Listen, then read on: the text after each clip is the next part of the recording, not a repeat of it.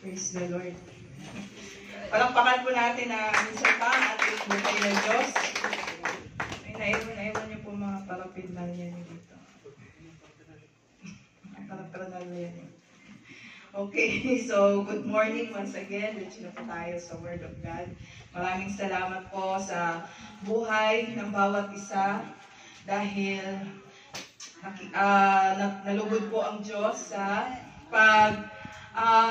nakita po ng Diyos ang sincerity ng bawat isa sa pagpuri at pagbibigay nyo ng pasalamat sa Kanya. And we continue to praise God sa oras na ito through His message. Amen. Amen. Are we ready for the Word of God? Amen. Amen. So, bago ang lahat, binabati ko po ang lahat ng magandang umaga. Kumusta po ang lahat? I hope mabuti kayo sa dati. Ngayon po ay today is the month of June. So first Friday anong date ngayon? Wala na. June 6. So first Friday, first week pa lang po tayo ng June. So tama lang na magpahinga naman tayo, no? Tama lang na magbakasyon tayo, no? Coming from gaya ka lang bakasyon. So, ngayon nga, bakasyon. So, enjoy nyo yung bakasyon nyo. But now, for now, let us soak in the Word of God. So, since we are ready for the Word of God, alam naman po natin na next week ay magse-celebrate po tayo ng ating anniversary as mandated by our head pastor. So, ito po, pinisita po sa atin ng ating tatay na ang ating anniversary, ang ating theme verse would be this. Okay, go forth and multiply. Okay. Ready na po ba tayo sa ating anniversary? Are we ready sa mga gagampanan natin na role? Or are we ready to celebrate God's good? Amen.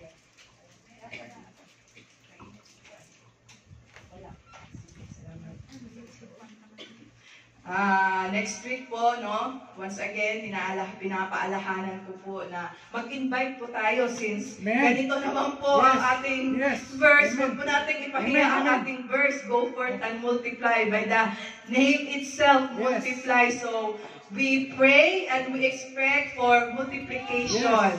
Not only for that day, but for the rest of the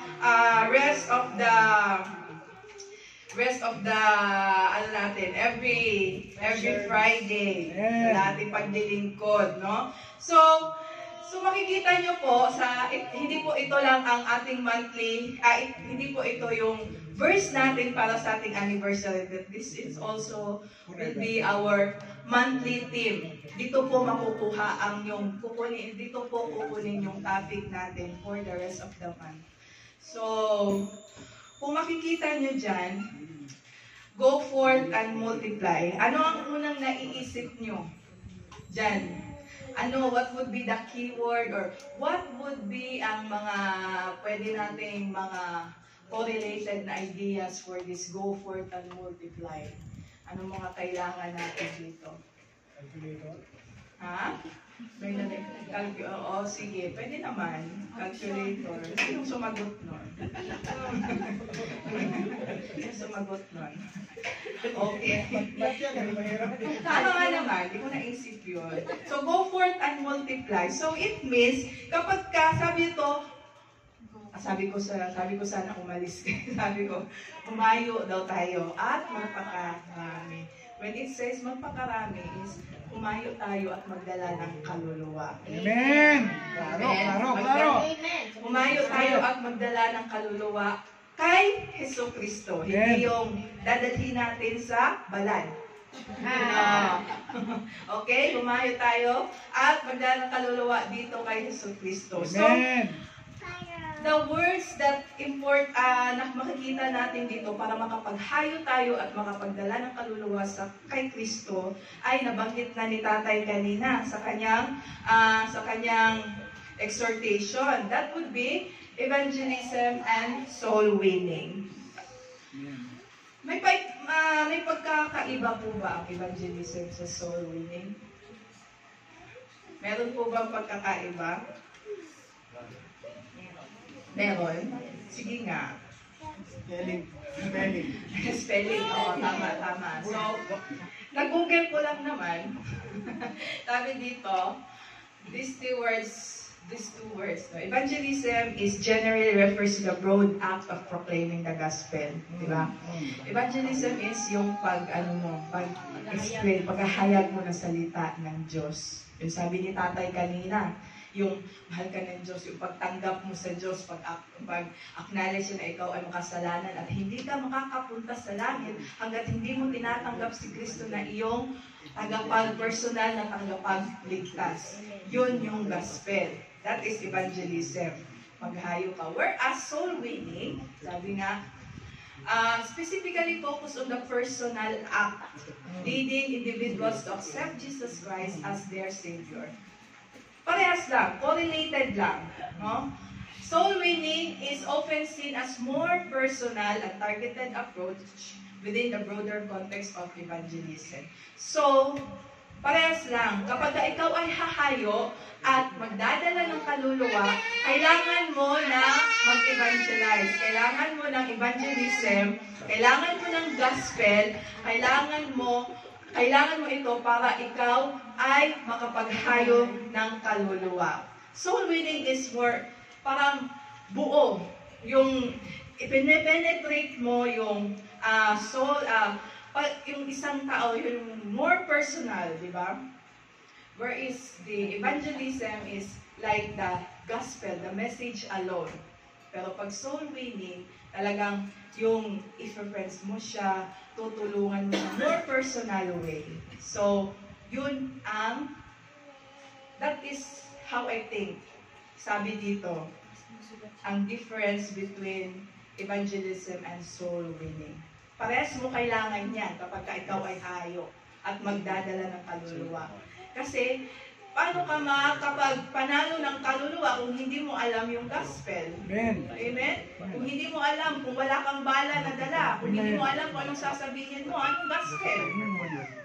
Di ba? Kung ikaw ay lalapit lang sa isang tao, kung gusto mong dadalhin yung isang tao, tapos hindi mo alam kung anong sasabihin sa kanya. Di ba? Kung hindi ka equipped, kung hindi mo alam kung ano yung gospel, hindi mo pala kilala, ikaw mismo hindi mo kilala si Jesus Christ, di ba? So, ganito lang. Simplihan natin the gospel. Pagka ikaw ay, marami nang inisip yung tao. Kaya huwag na natin dagdagan. Kapag ikaw ay kahayo, ito lang, kailangan mo. Sabihin mo sa isang tao na gusto mong iwin na, sis, alam mo ba na mahal ka ng Diyos? At binigay niya ang buhay ng kanyang bugtong anak ni Jesus Kristo para ikaw ay iligtas. Bakit kailangan akong iligtas? Bakit? Kasi sabi ng Romans 3:23, for all have sinned. Tao ka ba? Kasama ka sa all. All have sinned. Walang pinili. Lahat tayo ay nagkasala at we fall short on the glory of God. Yan ang sabi sa Romans 3:23. So, ako ay makasalanan. At ngayon, at sabi sa Romans 6:23, for the wages of sin is death. 100% talagang. Ang sabi dito, walang patumpik-tumpik na ang bayad sa kasalanan ay kamatayan. Kamatayan. So, pag ikaw ay makasalanan, ang bayad nun, ang consequence nun ay kamatayan. Amen? But, hindi doon natatapos ang verse yun. But, sabi, the gift of God is eternal life. Buhay na walang hanggan ang regalo ng Panginoon. Amen. Sa pamamagitan ng kanyang anak na si Jesucristo. Amen. Amen. Kaya tatanggapin mo ba si Jesucristo sa bilang iyong tagapagligtas? Ayun. Yun na yun. That's the prayer of acceptance. So, yun lang po. Simplihan natin yung message of the gospel. Amen? Amen. Tandaan po natin yan. At I believe na-explain po yan ni Tatay kanina sa exhortation. That's why ang aga-aga po natin na blessed. Amen? Amen. So, sabi ko nga kanina, you need this gospel. Kailangan mong malaman itong tatlong ito. You need this gospel para ikaw ay makapaghayo. You need this gospel para ikaw ay maka-win ng soul. Amen? At bakit pa kasi natin kailangan pang humayo? Amen? Bakit pa natin kailangan magdala ng kaluluwa? Ano ba sabi ng team natin for the baptism? Therefore, go and make disciples of all nations, baptizing them in the name of the Father, of the Son, and of the Holy Spirit. Ito po ay inatas sa atin. Ito po ay inutos sa atin. Amen.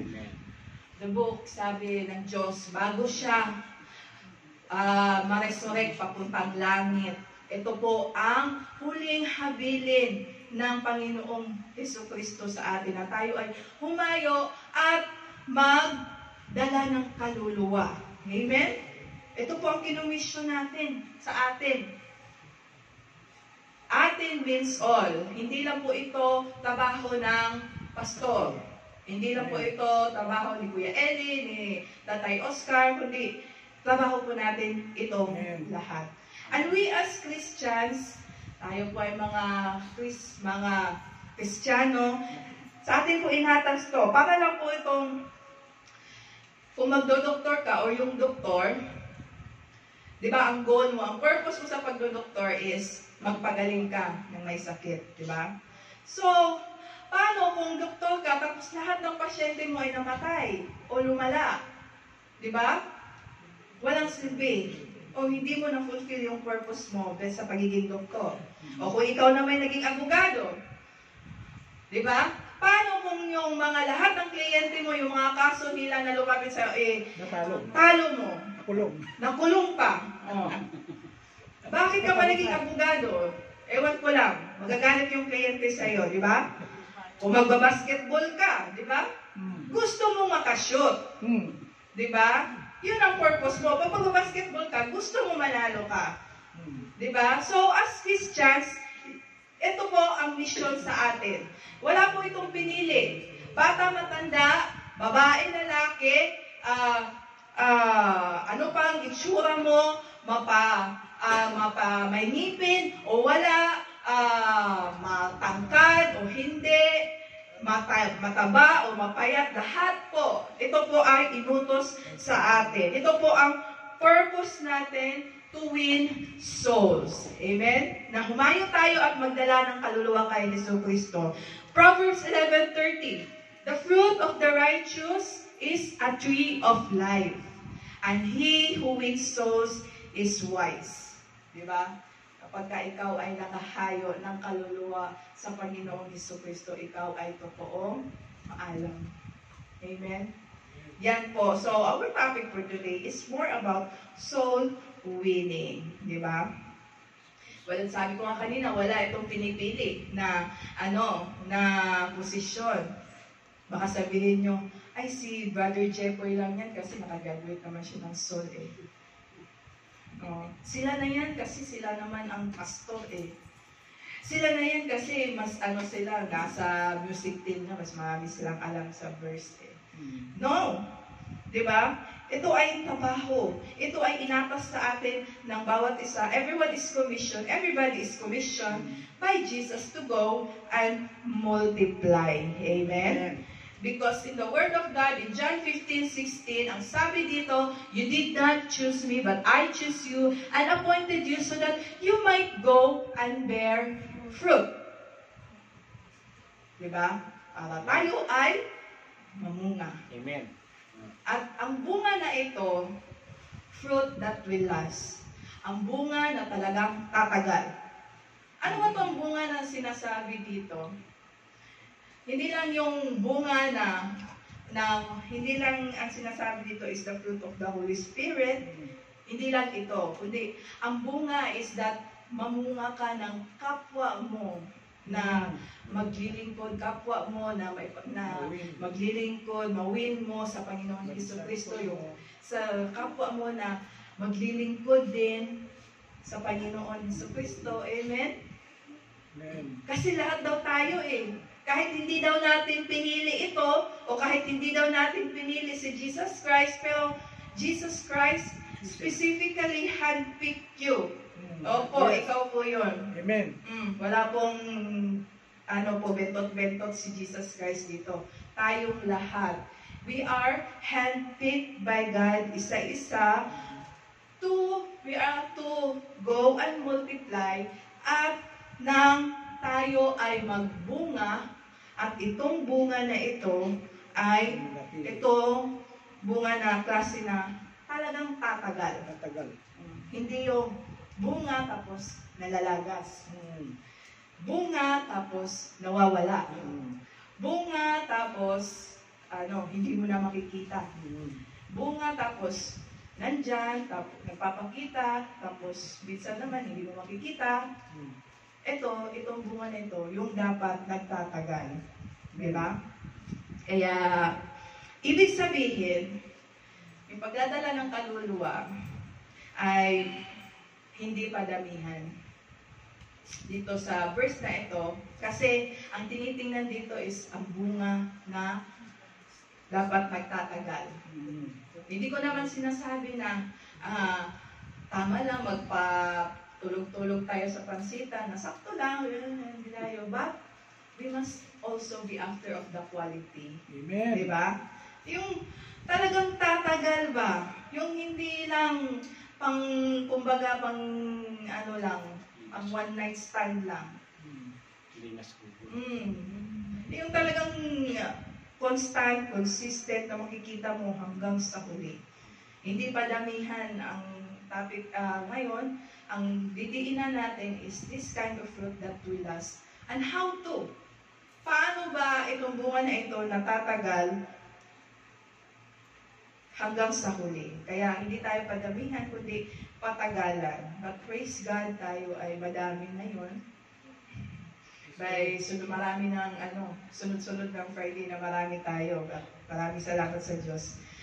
At aanin naman natin minsan kung madami nga tayong na pagsabihan, madami na tayong nahayo, kung yung mga nahayo naman natin nalalagas or worse, nabubulok, diba? So, tingnan mo naman yung katabi mo. Kung tatagal ba yan o baka nabulok na yan. Kaya ko yung katabi mo. Baka ano tingin mo, tatagal ba yan? So, paano ba makapamunga? Paano ba makapamunga ng kapwa Kristiyano na talagang tatagal? Diba? Yun naman talaga ang gusto natin, diba? Lahat ng hahayo ay gusto natin na tatagal sa atin, tatagal sa paglilingkod sa Diyos, ay talagang nandito talaga, diba? Yun ang gusto lahat ng gusto ng mga naka-invite, yung mga nakahayo, gusto nila, at nagagalak sila na makita na talagang constant yung isang kaluluwa na makita nila. So, paano? Paano po ba? So, makikita naman natin, since ipagpalagay natin na nagtatanim tayo ng isang buto. For example, buto ng mangga. Paano po ba itatanim yung mangga? Diba? Buto. Buto ng mangga. So, maraming process, diba? At ang pinaka-importanteng process dyan is dapat pinapatuyo siya, di ba? Hanggang sa dumating siya sa ganyan na process, di ba? So, one must die himself, di ba? Kailangan mamatay mo na yung dating ikaw, wala mo na yung dating ikaw, para makapamunga ka ng katulad ng magandang quality. Di ba? Ibig sabihin, yung dating ikaw na kung ano-anong lumalabas sa bibig, wala na yon, di ba? Yung ikaw na dating laging galit, wala na yon, di ba? Para yung lalabas sa'yo na bunga Pag ikaw ay namunga, magandang klase at totoong tatagal. Sabi nga sa Galatians 2:20, I have been crucified with Christ, sabi ni Apostle Paul. Diba? It is no longer I who live, but Christ who lives in me. So, dapat si Kristo ang namumuhay at naglilid sa buhay natin. So that, ang lalabas na bunga sa atin ay maka-Diyos din. Diba? Yung nakikita sa atin is all about Jesus Christ. Diba? Kasi nga sa John 15:16, ano nga ba yung sabi doon sa key verse natin? You did not choose me, but I chose you and appointed you so that you might go and bear fruit that will last. Diba? So, naintindihan na po ba natin na tayo ay hahayo? Amen? Are we ready? Gusto na po ba natin na humayo? Amen! So, paano pagtanongin kayo ng hinayo nyo, sino ba ang nauna, si Jesus o yung dinosaur? Paano pagtanongin kayo, Brad, ano ba, may pusod ba si Adan? Kasi nga, ano siya, di ba? Ginawa siya ni Jesus Christ, di naman siya pinanganak katulad natin. May pusod ba si Adan? Di ba? Bago ka malito sa mga ganyang tanong, huwag mong entertainin yung mga ganyan, di ba? So, bago ka malito sa mga ganyang tanong, I am sharing with you 10 ways. 10 lang ha. Hindi ko na ginawang 20. Kasi, baka mag 20 minutes pa ako 10 minutes lang kasi inallow sa akin. So, 10 ways. 10 effective ways to win soul. 10 effective ways in soul winning. Mga pamamaraan. At sabi daw, garantisado daw talaga ito kapag ikaw ay hahayo at magdadala na ito yung pagkatatandaan mo kapag ikaw ay hahayo at magdadala ng kaluluwa. Amen? Kung hindi naman po tayo nagmamadali. May nagmamadali po ba? Wala, bakasyon yan bakasyon. So, okay lang. Simulan ko na, number 1. 10 ways. Unang-una, di ba, pag magso-soul win ka, lalapitan mo ang isang tao kasi nga soul winning is more on a personal way, di ba? Lalapit ka, makipag-share ka, makipag-interact ka. Ang unang-una that you must bear in mind is you don't criticize. Di ba? Hindi mo kilala yung tao kasi. Buti sana kung best friend mo na yan. Buti sana kung best friend mo na yan, kakilala mo na yan na matagal pa. Diretso mo sasabihin, uy, ang taba mo na. Diba? Parang tabang mo. Diba? Parang mas tumaba ka kasi nakaraan. Diba? Para kilala ko yun. Mahilig mag-criticize. Diba? So, pagka ikaw hahayo, don't attack people before you convert people. No. Diba? Kapag alam mo may mali or kapag alam mo may takilid sa kanya, don't criticize them. Hayaan mo lang, diba? Shut up ka na lang. Oo, shut up ka na lang. Magkahayo ka. Sabi niya, sis, dapat hindi ganyan yung ginagawa mo. Mali yung ginagawa mo, nagsisimba ka sa Diyos-Diyosan. Bibol ko yan Perfect ka. Mali yan. Don't criticize. Amen? Tama. Minsan napupunan natin siya, Brad, ang dami mong tattoo. Hindi na gagalak si Lord dyan. Diba? Ang una kasi natin nakikita yung mga negative, diba? Mas napupuna natin. At doon tayo, minsan kasi tao lang din naman tayo But since we are winning souls, ito po pagkakataon, unang tatandaan natin na we don't criticize, diba? Brad, kalalaki mo tao, ang bahaba ng buhok mo, hindi ka pwede dyan. Hindi pwede yan. Diba? We don't criticize people. So, minsan kasi ang gusto natin, di ba for example, kapag nag-aano tayo, di ba pag kumakain tayo ng isda, lilinisin muna natin bago natin i-prepare or kainin.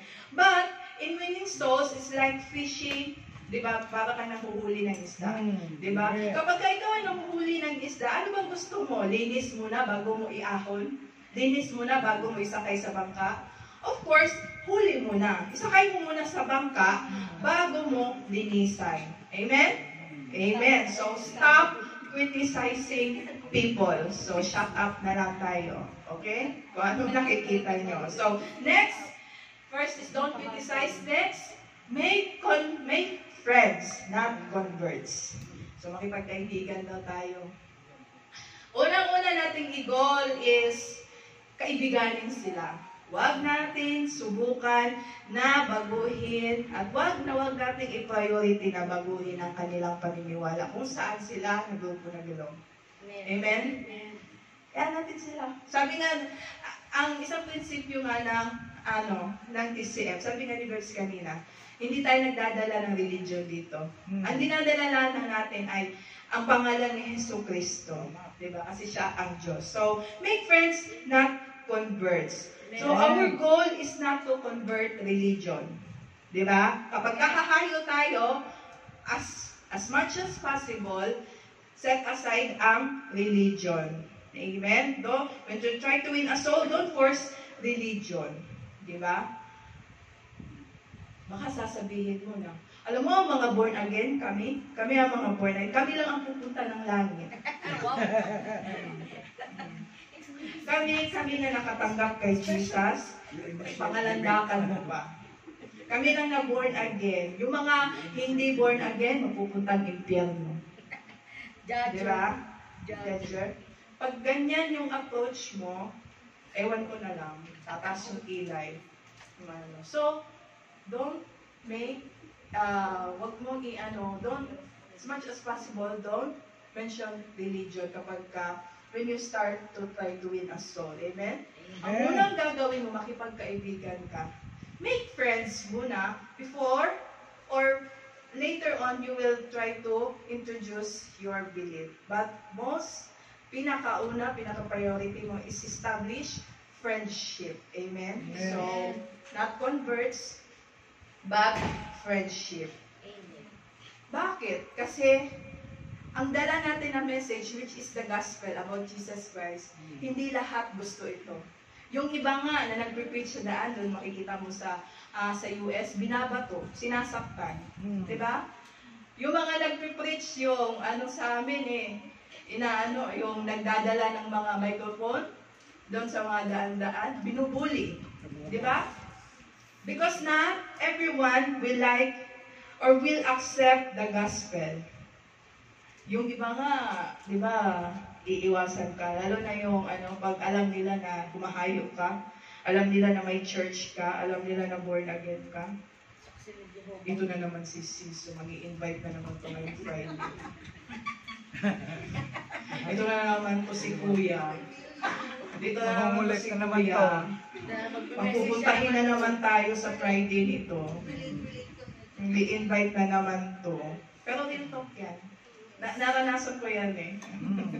Kasi nga, iwasan ka na kasi nga, mas, kumbaga may iba sila priority sa buhay, di ba? So, first, better build a friendship, relationship, bago ang lahat. Friends natin sila, bago we try to win them. Kaya sabihin mo sa katabi mo, hi BFF. BFF na kayo ng katabi mo. Ang BFF kayo lahat. Chicks ko itong natin. O sige, friends na kayo lahat ha. So, friends kayo sa lahat dyan. Next, start with their interest. Diba? Interest muna ng ng tao na i-try mong i-win. Diba? Hindi yung puro interest mo. Kasi may mga tao talaga kasi, I love me, puro ako. Puro ako, lucky me, I love me. Fellow chicks. So, to win a soul, dapat interest muna nila ang dapat itakil mo. Like for example, sis, ang kinis na mukha mo, may rejuvenating ka ba? Ano yung rejuvenating na gamit mo? Diba? Sis, pumayat ka, stress ka, no? Stress ka, no? Wag yung puro ikaw. Anong baliktad pag stress sa ulo?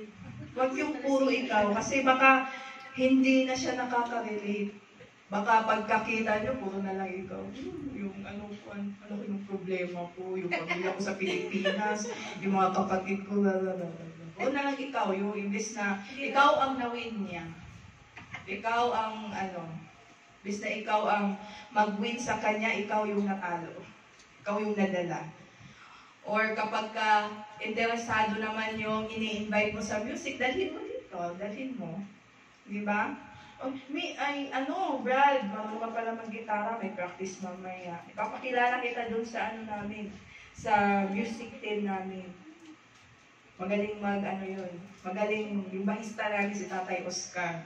Magaling yun, mag-bass. Gusto matuto ng bahista talaga, matututo kayo kay Tatay Oscar. So,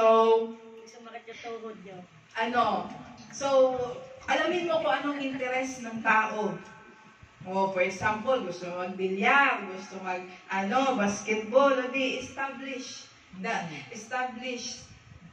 Gamitin mo ito para maka-establish ka ng gospel sa kanya. Amen? So, start with the interest of the people na sinusubukan mong i-win. Next is, be an authentic, normal person. Tingnan mo yung katabi mo kung normal ba. Abnormal daw. Yung abnormal na sa paningin nyo. Inaantok. Tingnan mo kung normal ba Yung mata mo, nandito na. Iba na pala yung nakikita. Yung mata mo na punta dito. Active yung mga pa dito. Audience ko Punta dito. dito. Yung mata nandito. Active yung mga audience ko dito Normal to sila. Nakikinig. May participation. Yung mga nandun, ewan ko, 50-50 pa. Okay. So, be an authentic person. Normal lang daw. Huwag yung, alam na nga nila na born again ka, tapos, sabi sa atin, hallelujah, hallelujah, alive, alive. Praise the Lord. Yun yung mga tawag sa atin Nagiging weirdo tayo sa paniniwala nila. Nagiging weirdo tayo. Tapos ikaw, paghahayo ka pa, sasabihin mo pa na, sis, hallelujah sis, anong pangalan mo sis? Praise the Lord, anong pangalan mo? Anong trabaho mo? Saan ka nagtatrabaho? Praise the Lord. Yung normal lang, hindi ko naman sinasabi na mali yung mga sinasabi nun. Diba? Pero normal lang ba? Pero huwag masyadong makalangit. Huwag masyadong makalangit. Baka hindi ka na maabot yung level ng mga ng aabotin mo, diba? Kunin ka na. Baka masyadong, kasi masyado ka nang makalangit. Wala ka nang dito sa lupa. Gusto mo punta langit. Masyado kang makalangit, wala ka nang role dito, hindi ka na kasya dito sa lupa, di ba? Another application would be in an authentic person normal is that huwag kang magpanggap. Huwag ka daw magpanggap. Kapag ka ikaw ay huwag kang magpanggap na ibang tao. Di ba? Kapag ka ikaw ay pakatotoo ka sis. Kapag ka ikaw ay magsusubukan mong i-win ang isang tao, huwag daw plastic. Sabihin mo nga sa katabi mo. Pakatotoo kang friend. Friend. Pakatotoo kang friend. Yes. Diba? Friends naman kayo, hindi yan BFF na kayo, hindi yan offend. So, be an authentic, normal. Yung normal lang ba na kapag ka ina-approach ka, yung parang hindi naman mahihiya yung iwiwin mo na soul. Diba? So, next, after being an authentic person, or be a good listener. Dapat daw maganda ka, hindi naman. Kani naman, mamaya yan, be a good listener. Diba? Kasi, people have burdens. Ang lahat may dinadala, diba? Pagiti-ngiti lang yung friend mo, pagiti-ngiti pero may dinadala yan. Pa-ano lang yan, pa-cellphone lang yan, pero Nagchat-chat na yung pamilya sa Pilipinas, sana yung padala mo. Oh, no. So, talagang kami, relate na relate eh. Sabi sa'yo, mga normal to na tao eh. Kaka-relate sila eh. Parang ang hindi lang normal dyan yung ikatatlong row. Parang napapaligiran sila. Napapaligiran sila ng mga tahimik na lang sila. May sila si engineer. So, ayun, lahat ay may dinadala. At lahat may problema. Kaya kapag ikaw ay lumalapit sa isang tao, you try to win them, dapat ikaw ay nakikinig.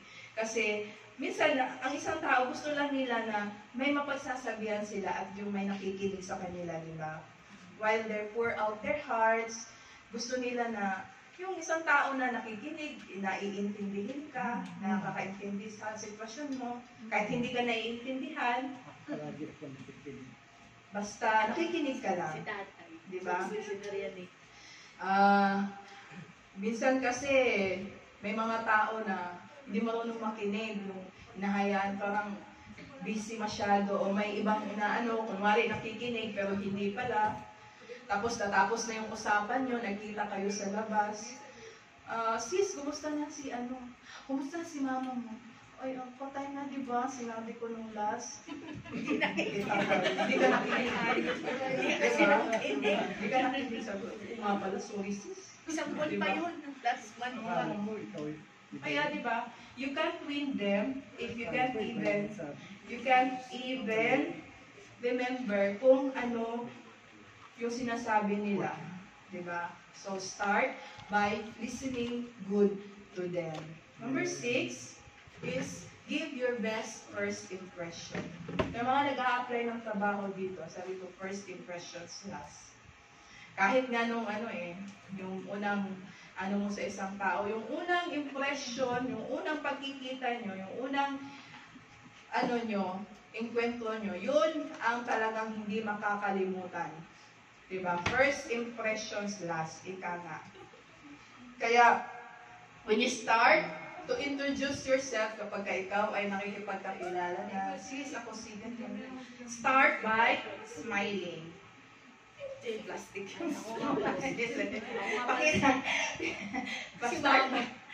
Start by smiling. So, ngitian nga natin yung katabi natin. Ngitian mo yung katabi mo. Bilis! Pakita mo yung ngipin mo. Yung bagang mo. Ay, may tinga. Oh. Labas mo yung bagang mo. Inat mo yung bagang mo. Inat yung bagang talaga. Mm. Bagang talaga. Pati yung gilagid mo, pakita mo. So, smile. While you... Pustiso daw tayo. Inaano ka ni Benzo. Gano'n nga lang eh. Walang usapang smile lang. Asama, walang usapang pustiso. Hello. Ibang usapan na yun. Okay. So, when you try to introduce, smile daw. Dapat, dapat nakasmile ka daw. Hindi yung nakasimangot ka. Di ba? Kasi makalangit yung dala mong mensahe, di ba? Pag makalangit yung dala mong mensahe, tapos yung yung impression mo, yung mukha mo pang impyerno, parang galing ng impyerno. Nakasimangot ka eh. Hindi ka mapaniwalaan. Hindi ka mapaniwalaan, kundi ang bigat-bigat ng mukha mo, parang nagdudulo. Kasalubong na ito. Mag-i-introduce ka, ang bigat-bigat ng muso mo. Para ka daw Doberman daw. Diba? So, first impression, kasama na dito yung pananamit mo, yung maayos ka, yung naligo ka, diba? Yung mabango ka naman. Bakit? Because we are ambassadors of Christ. Amen. We represent Christ. Diba? Diba hahayo ka ng kaluluwa, ay amoy asupre ka. Diba? Parang asupre. Asupre. May pinirito. May pinirito. Galing yata impyerno to eh. Galing daig. Makalangit yung dala mong mensahe, tapos may asupre ka. Diba? So, we represent Jesus Christ and His We are kingdom. ambassadors. Kaya dapat, we are ambassadors of Christ. Yeah, Dapat, amen. represent tayo.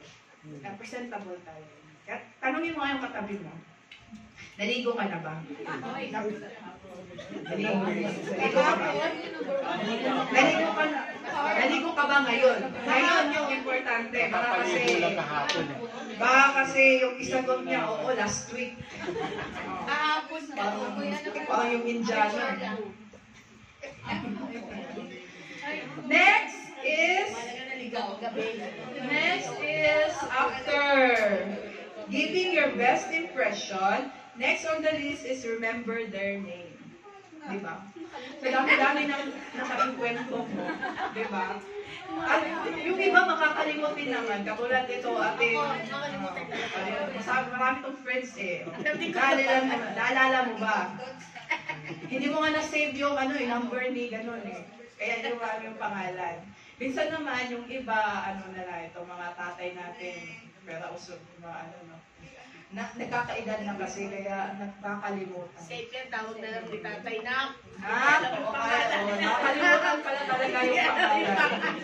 Na, one of the most beautiful thing a person can hear coming from you is their name. Diba? Minsan, iba kasi yung dating kapag naaalala, nasasabit yung pangalan mo. Diba? Amen?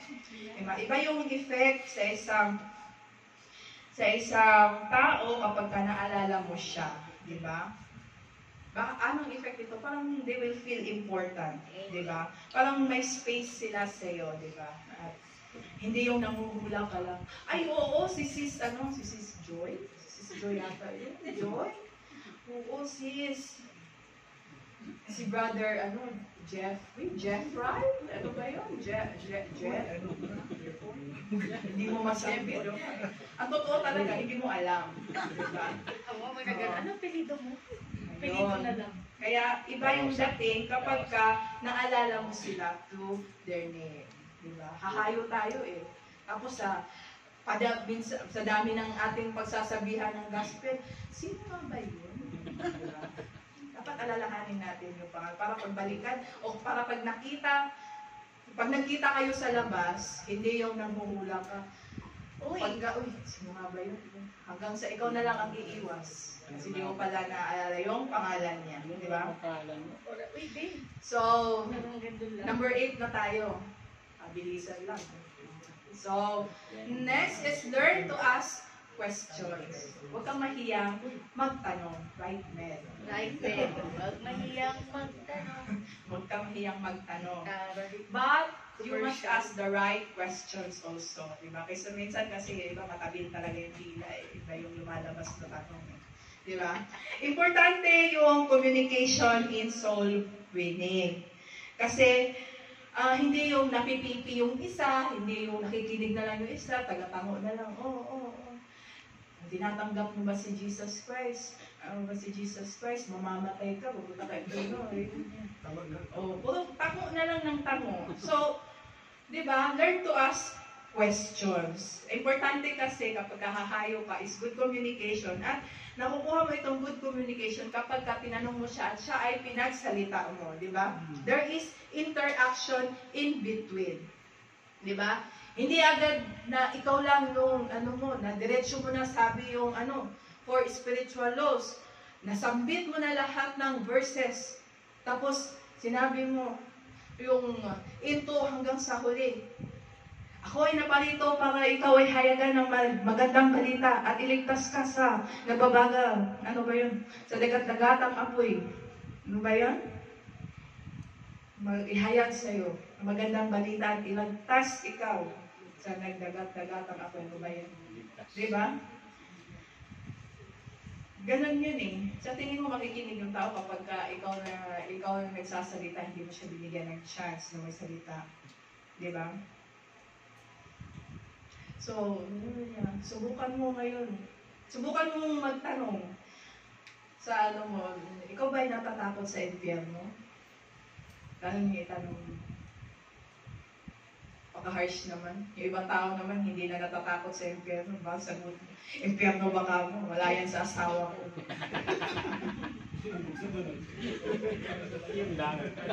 Impyerno ba ka mo? Wala yan sa bahay namin. Di ba? Kasi minsan, Hindi na kasi nabibiinan yung gospel. Kasi hindi na natatakot yung tao sa impyerno eh. Di ba? So we must learn to ask questions. May isang tagpo dito sa Biblia, makikita sa John 4, which about the Jesus and the Samaritan woman, di ba?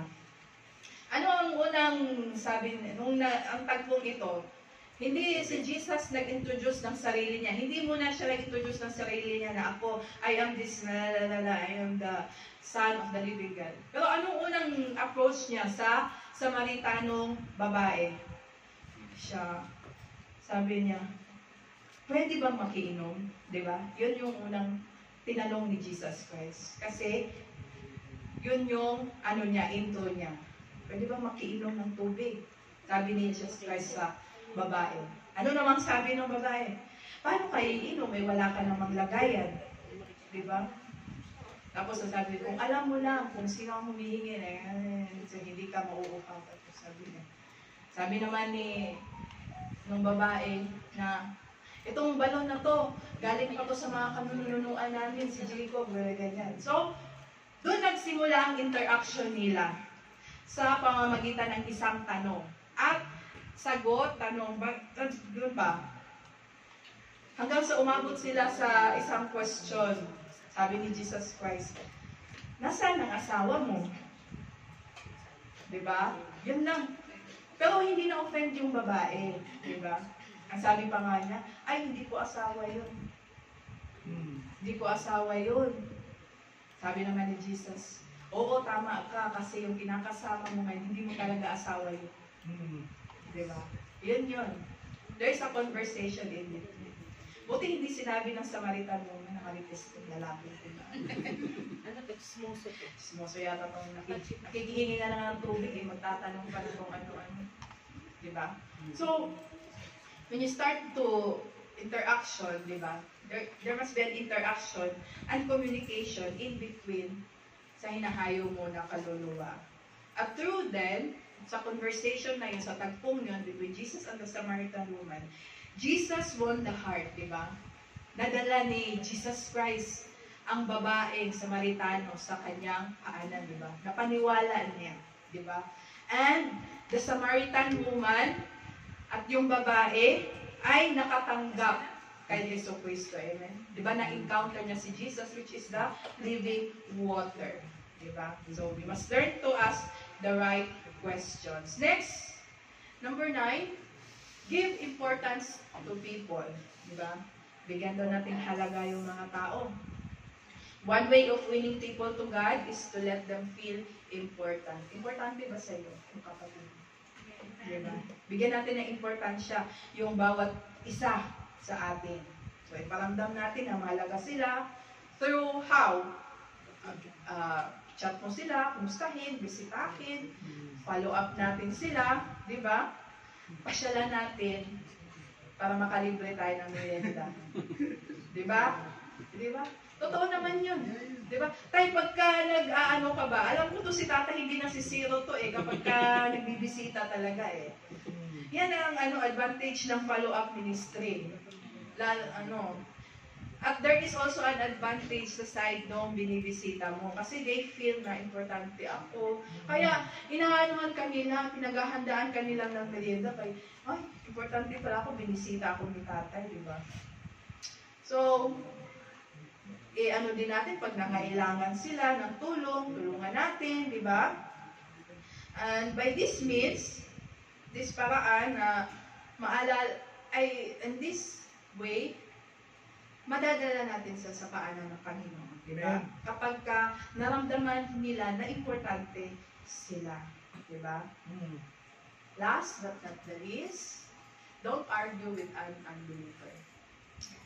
I believe importante ito. Diba? Huwag kang makipagdebate sa hindi mo kapwa Kristiyano. Diba? Hindi yung kapwa mo talaga yung na-born again. Diba? Example natin si Jesus. Sino ba? Si Jesus, hindi siya nakipag-away, hindi siya nakapag-debate, hindi siya nakipag-argue sa mga makasalanan.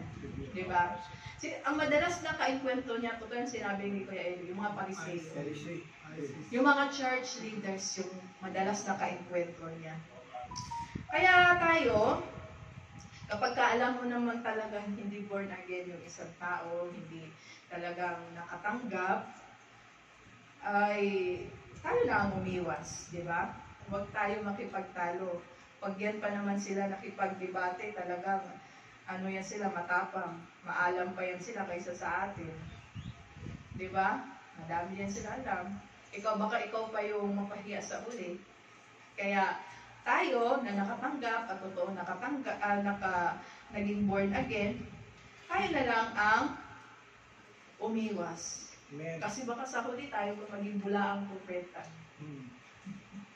Ikaw yan, sila yan, magaling yan sila dyan. Kaya, alam mo yung mga ibang religion. Sino ba yung religion na mahilig na pag-debate? Dating daan. Ha? Dating daan. Si dating daan, sino ba si Basa? Sino ba yun? Si Eli Soriano. Oo, si Eli Soriao. Dato puwag nakasulat. Hindi pala. Soriano pala yan. Sabi niya Soriao. Katunog din. Katunog eh. Dato puwag Nagkamali. nakasulat. Basa. So, marami yan silang alam din. Kaya, tayo, as mga totoong nakatanggap, tayo na lang ang umiwas. Diba? So, ang ating role, ang ating gagawin na lang is, magpakumbaba. Amen? Magpatuloy tayo. Ihahayag din natin yung salita ng Diyos, pero iparamdam natin ang pag-ibig ng Diyos. Mas doon natin iparamdam at ipakita ang pag-ibig ng Diyos. Amen? Amen. So, yun lang, pagmamahal sa kapwa, di ba? Kahit taliwas sa kanilang pananampalataya o taliwas sa kanilang feelings, di ba? Mahalin natin sila. Huwag tayo makipagdebate.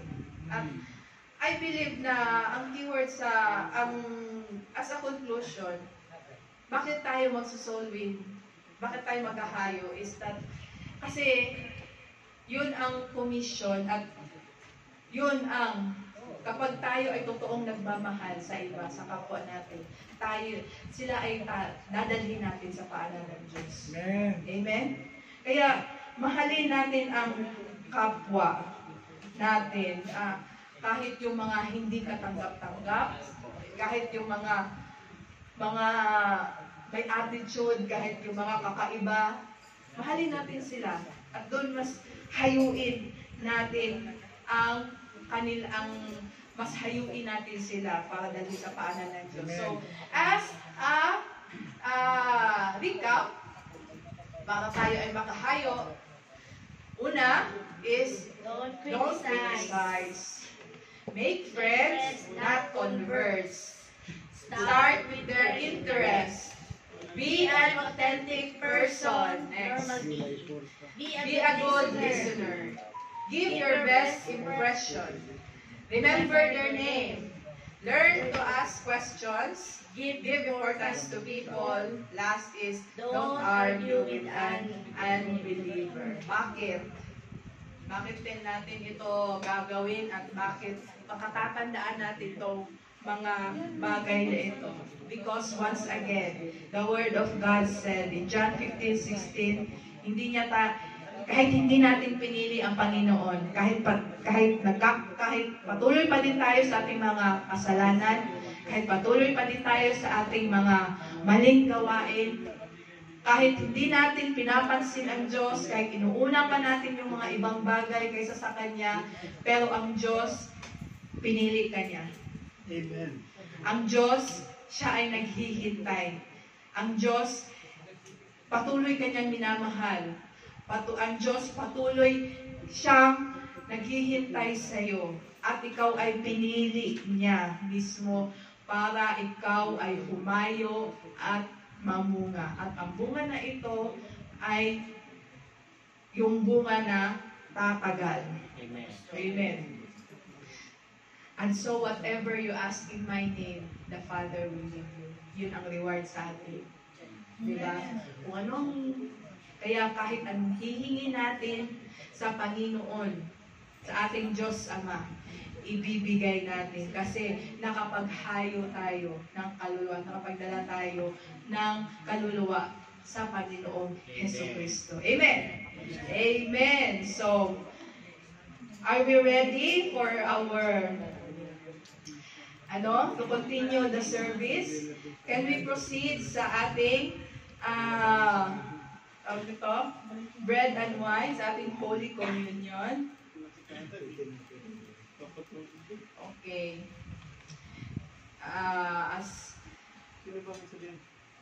Dahil po first Friday, it is always a mandate sa atin na we will observe and participate in the Holy Communion, diba? The Lord's Supper. Why should we observe the Lord's Supper? Bakit daw po natin ito ginagawa at gagawin? Una, it is one of the ordinances of Christ. Utos ito ng Panginoon. Sabi sa Bible, Luke 22:19, do this in remembrance of me. Amen. And in the book of 1 Corinthians 11:24, sabi, we remember Christ, what He has done for us. Ano bang ginawa ni Jesus Christ? Nagpakamatay siya sa atin. Ang tinapay, mga elemento na yan, tinapay at ang sawa. Tinapay, nagre-representa yan sa katawan ng Hesus Kristo na binayubay na sa Kalbaryo. The fruit of the vine represents His blood. At yung saro na yan, nagsisimbolo ng kanyang dugo na lumaloy sa krus. Amen. So, when we take the elements of communion, we remember and thoughtfully reflect on God's great sacrifice on our behalf. Next, why do we celebrate the Holy Communion? We celebrate the new covenant of Christ to initiate. Amen. Next is we affirm our faith in Christ. Isa ito sa pamamaraan na pagpapakita natin sa ating pananampalataya kay Jesucristo. Next, we proclaim His death and our belief for His second coming. Naniniwala tayo na siya'y namatay at siya'y mabubuhay at babalik muli. Amen? So, na-distribute na po ba? We have a song for the Holy Communion. So, please stand up as we sing this song and we commemorate.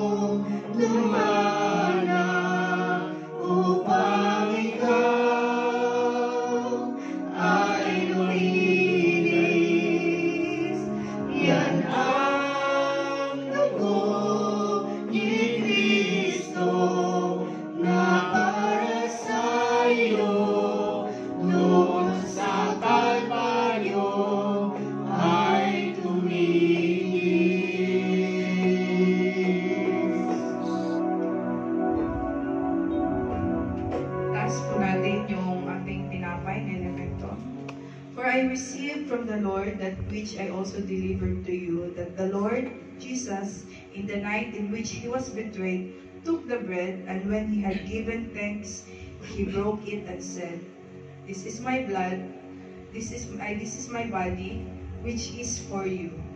Do this in remembrance of me. Please pray for the bread.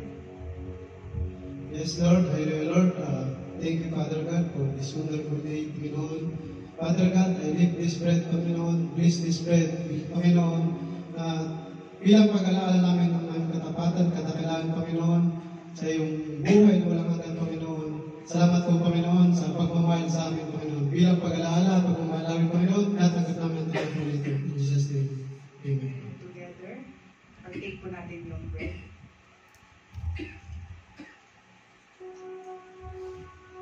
Okay, taas po ating wine.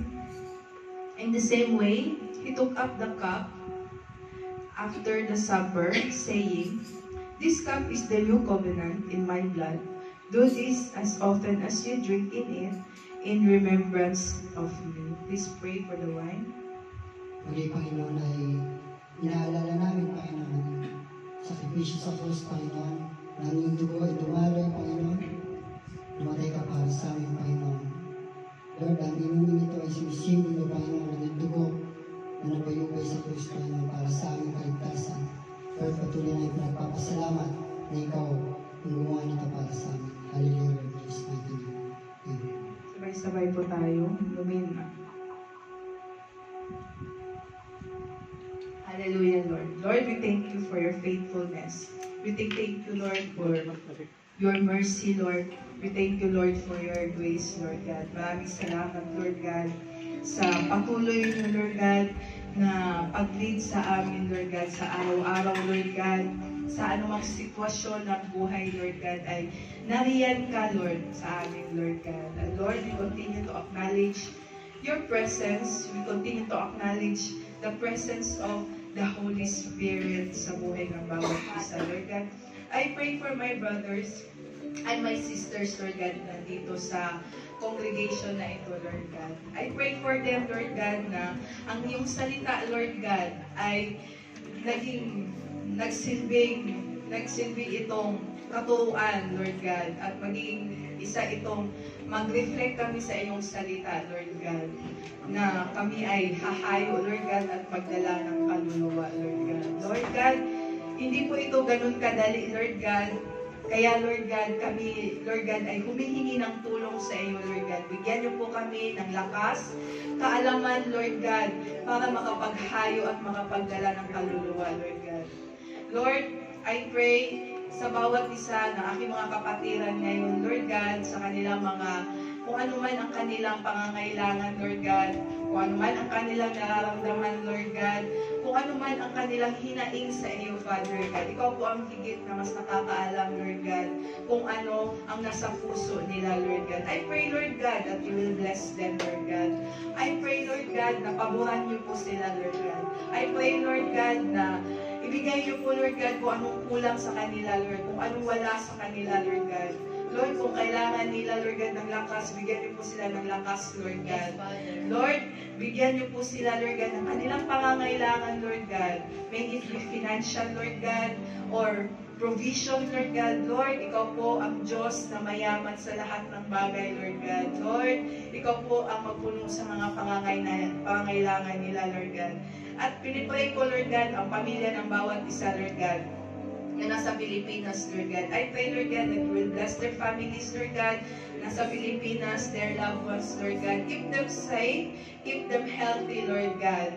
Dahil hindi po madali ang mawalay sa mga minamahal, Lord God. And I pray, Lord God, sa bawat isa na nandito ngayon, Lord God, I pray, Lord God, that you will continue to protect them, Lord God.